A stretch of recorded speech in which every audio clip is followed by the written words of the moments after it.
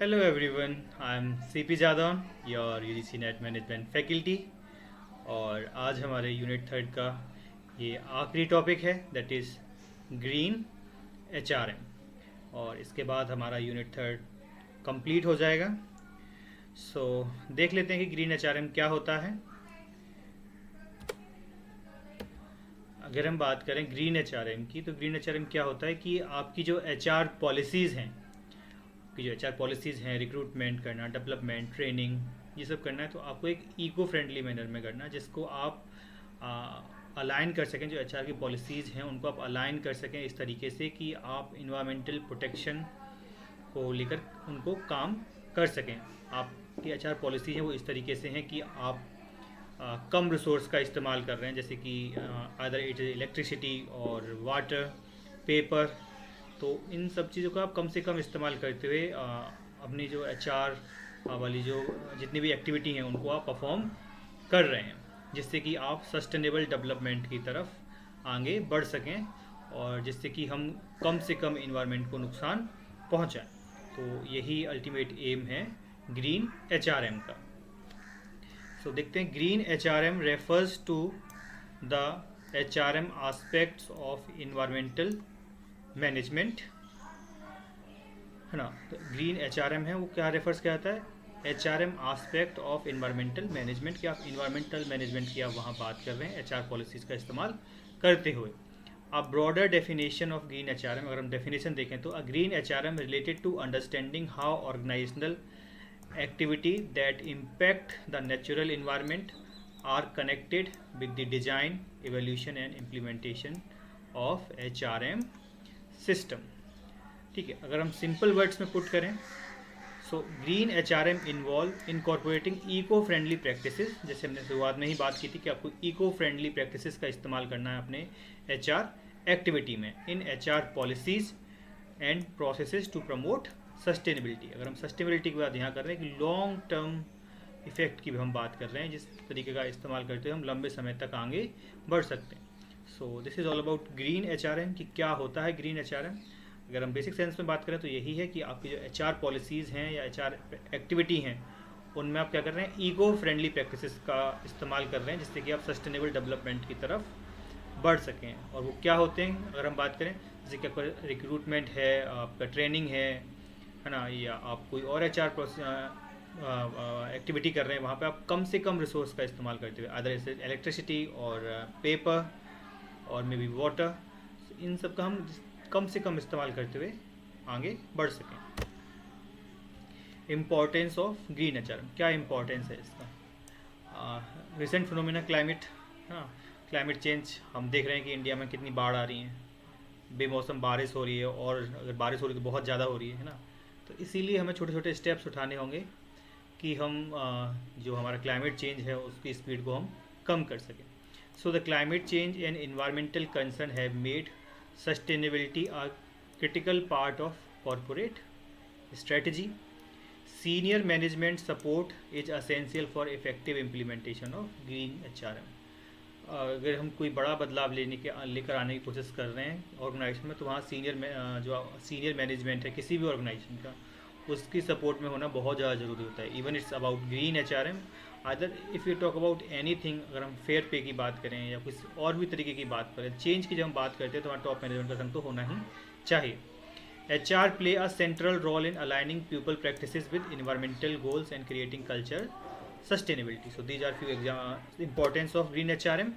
Then after, benefits of green HRM। Green HRM का अगर आप इस्तेमाल करते हो तो क्या बेनिफिट मिलेंगे।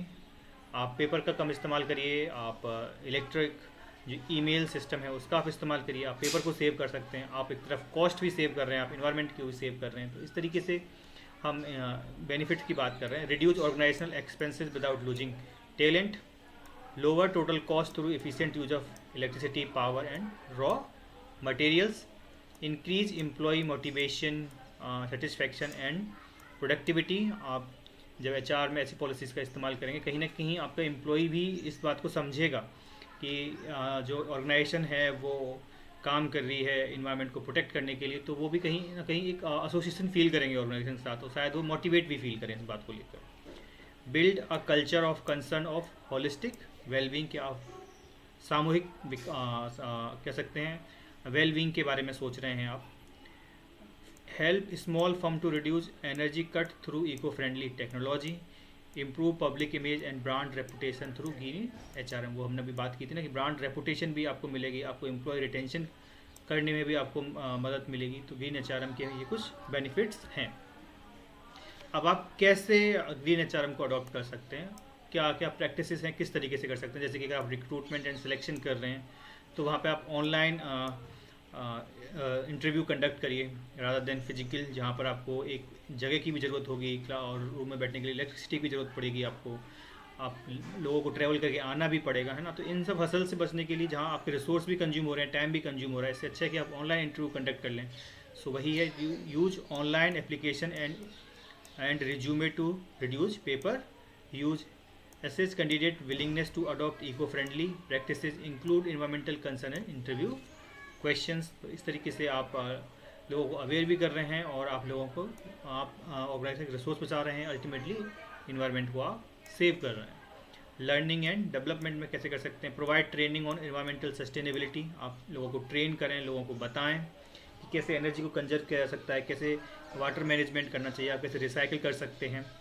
Use digital media and web based training module to avoid paper waste, encourage employ to find innovative way to support green practices. And in आप ग्रीन एचआरएम का इस्तेमाल कर सकते हैं performance management and appraisals, then in compensation and reward management. अगर कोई व्यक्ति कुछ इनिशिएटिव लेके भी आ रहा है ना, कुछ ऐसी बातें, कुछ ऐसे आइडिया लेकर आ रहा है जैसे कि आप ग्रीन एचआरएम को और अच्छे तरीके से कर सकते हैं, या आप कोई ऐसी प्रैक्टिसेस है जिसके इस्तेमाल करने से आपके जो रॉ रिसोर्सेज हैं, इलेक्ट्रिसिटी है, पावर है, जो कुछ भी है, उनको आप कम से कम इस्तेमाल करके कुछ अच्छा कर पा रहे हैं, तो उनको रिवॉर्ड भी करना चाहिए। So these are the few practices of green HRM. So this is all about green HRM and now we are at the end of unit 3। सो अगर हम देखें यूनिट 3 में क्या क्या है, हमने इसको काफ़ी डिटेल में कवर भी किया है। जहाँ से हमने स्टार्ट किया था strategic role of human resource management, पहले हमने बात की थी सेकंड यूनिट में कि एचआरएम क्या होता है। फिर जहाँ पर सिर्फ एचआरएम जो होता था, it was only about the HR activities like recruitment, training and development. And unit 3 में हमने मोस्टली बात की है कि ग्रीन जो आपका ह्यूमन रिसोर्स है उसकी स्ट्रेटेजिक इंपॉर्टेंस भी है। आप ह्यूमन रिसोर्स को जस्ट एक बस एक एसेट नहीं समझ रहे, उस एसेट्स को आप कैसे इस्तेमाल कर सकते हैं कॉम्पिटिटिव एडवांटेज लेने के लिए अपने कॉम्पिटिटर पे, है ना। तो उस तरीके से हमने स्टडी किया है। फिर हमने देखा कि कॉम्पिटेंसी मैपिंग क्या होती है, 3-4 तरह की कॉम्पिटेंसीज के बारे में बात की थी, इमोशनल हो गया या लीडरशिप क्वालिटी जैसे हमने चेक की थी वहाँ पे। फिर बैलेंस कार्ड वगैरह, यहाँ पे हमने 3-4 मेथड पढ़े थे, कपलन ने दिया था बैलेंस कार्ड। फिर कैरियर डेवलपमेंट एंड प्लानिंग क्या होता है, परफॉर्मेंस मैनेजमेंट एंड अप्रेजल, ये भी हमने बहुत डिटेल में देखा। ऑर्गेनाइजेशनल डेवलपमेंट, चेंज इंटरवेंशन कैसे कर सकते हैं, इसके हमने 4-5 मॉडल भी देखे थे। Talent management, skill development, employ engagement and work life balance. Industrial relation, ये हमने भी रिसेंटली ही देखे हैं ना, डिस्प्यूट एंड ग्रीवियंसेस लास्ट, इससे पहली वाली लेक्चर था, वहाँ हमने कवर किया है। एम्प्लॉय वेलफेयर क्या होता है, सोशल सिक्योरिटी, ट्रेड यूनियन, उससे पहली वाली वीडियो हमने डिस्कस किए थे, उसके पूरा रजिस्ट्रेशन प्रोसेस क्या होते हैं, कौन कौन से ट्रेड यूनियन है इंडिया में, ये हमने सारा कुछ डिस्कस किया। फिर इंटरनेशनल एचआरएम के हमने बारे में बात की थी, उसमें चैलेंजेस क्या आते हैं उनके बारे में भी बात की थी। और हमने जो क्रॉस कल्चर मैनेजमेंट ओवर की थ्योरी के बारे में भी बात की थी हमने यहाँ पे। तो हमने पूरा कवर किया था यहाँ पे कि इथनोसेंट्रिक क्या होता है, polycentric, regiocentric and globe centric, है ना। फिर आज हमने देखा कि ग्रीन एचआरएम क्या होता है। तो इस तरीके से हमने पूरा अपनी यूनिट 3 को कवर किया है। So far we have covered 3 unit, first, second and third. And अब हम मंडे से स्टार्ट करेंगे अपनी next unit. It will be other 6th unit और 4th यूनिट। देखते हैं, आप मुझे टेलीग्राम पे बताइएगा अगर आप कोई सजेशन हो तो। सो थैंक यू, मंडे को मिलते हैं। And if you feel like मेरी वीडियो को चेंज आप कुछ दे रही हैं तो प्लीज़ सब्सक्राइब माई चैनल।